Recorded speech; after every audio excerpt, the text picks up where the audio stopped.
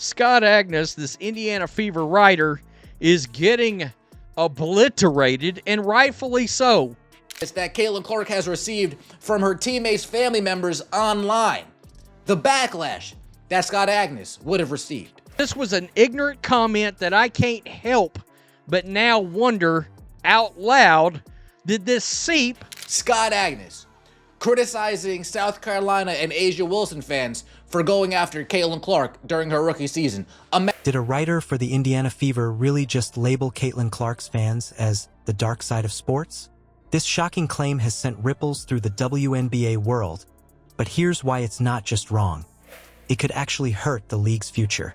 Stick around to unravel what they said, how the fans are reacting, and what this means for the Fever moving forward.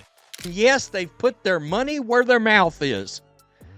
So these people, these fans, feel invested. Attendance numbers that this team has still garnered because Caitlin Clark fans and supporters have fallen in love with this team and have followed this team. Before we move on, I'd like to ask you a small favor. If you appreciate this content, please take a second to like this video and subscribe to the channel. Over 98% of you watch the videos without subscribing. Costs you nothing, but it makes a huge difference to us. So, did you click the subscribe button? Great, thank you so much. Now back to the video. You know, a lot of fans already believe they are, by the way. I've been trying to give them the benefit of the doubt, but now I do have to wonder. To fall in line with how the WNBA wants to paint this Caitlin Clark and her new fans picture. About this Fever team is typical. They are the exception to the rule. All of their games are the most watched on TV. And imagine being called the dark side of sports just for supporting your favorite player. That's exactly what Scott Agnes, a prominent writer covering the Indiana Fever, claimed about Caitlin Clark's fans. In what's been described as an off-the-cuff remark, Agnes labeled Clark's fanbase as a problematic element of sports fandom, sparking an immediate wave of outrage. Caitlin's supporters, known for their unrelenting enthusiasm, were stunned by this jab. But why would a WNBA writer target a fanbase that has done so much to drive excitement around the sport? Attack her fans. If you call things down the middle, if you call a spade, you'll get labeled all types. Of their 45 games, including the Cup final, are available to a national audience. Why do you think that is, Scott? Scott Agnes writing an article about the Reese's Pieces and all their negative vitriol. Shout out to L. Duncan. That's been targeted. To understand the blowback, you have to think about what Caitlin Clark represents. Not only is she one of the most electric young players right now, but her presence in the Fever's orbit has magnified the team's visibility like never before. From her late-game heroics to her ability to draw casual fans into arena seats, Clark has become a force beyond the court. Her fan base reflects that energy, loud, supportive, unapologetic. But according to Agnes, their passion crossed some sort of imaginary line. His remarks painted one of the league's most active groups as toxic, and it didn't take long for his words to ripple across Twitter and Reddit threads. Fans fired back, calling his statement both unfair and dismissive. Because of Caitlin Clark, let's not get confused.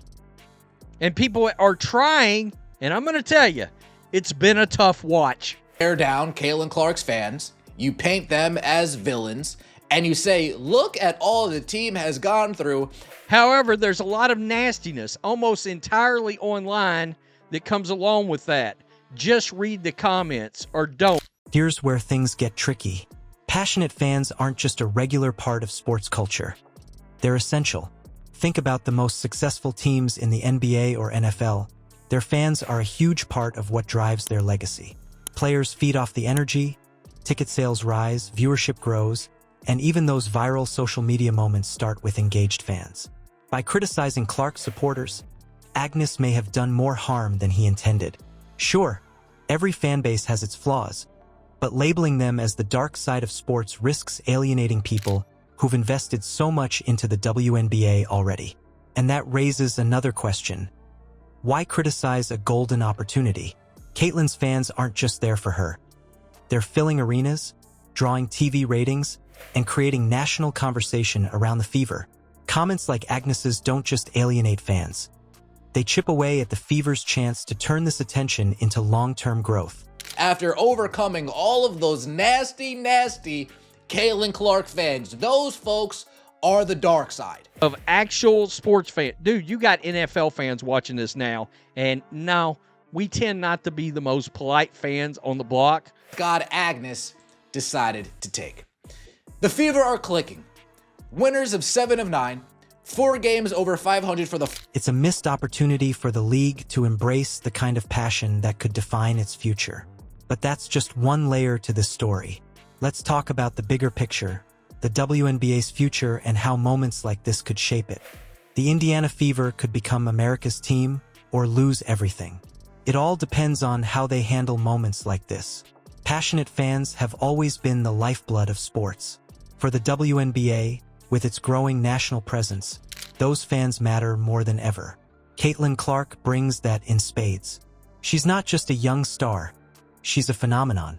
Her games are a magnet for both longtime supporters and new viewers, pulling eyes to the Fever, the league, and women's basketball as a whole.